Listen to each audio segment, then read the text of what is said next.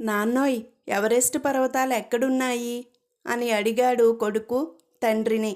మీ అమ్మని అడగరా, ఏది ఎక్కడ పెడుతుందో దానికే తెలీదు అన్నాడు తండ్రి పేపర్ చదువుతూ. లంకంత కొంపందని అతనికిచ్చి పెళ్లి చేసి నా గొంతు కోసావు నాన్న అంటూ కూతురు అత్తింటి నుంచి ఫోన్లో ఏడుస్తూ చెప్పింది.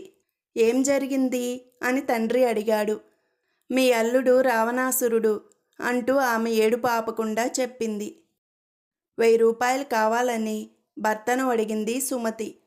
కాసేపు గొనుక్కొని చివరకు డబ్బు తీసి ఇస్తూ, డబ్బు విలువ తెలియదు నీకు, అసలు నీకు కావాల్సింది డబ్బు కాదు, కాస్త తెలివి అన్నాడు భర్త. నిజమేననుకోండి, కానీ మీ దగ్గర ఏం ఉంటే అదే అడగాలి, కానీ లేనిది అడిగితే మీరు మాత్రం ఏం చేస్తారు పాపం అన్నది భార్య.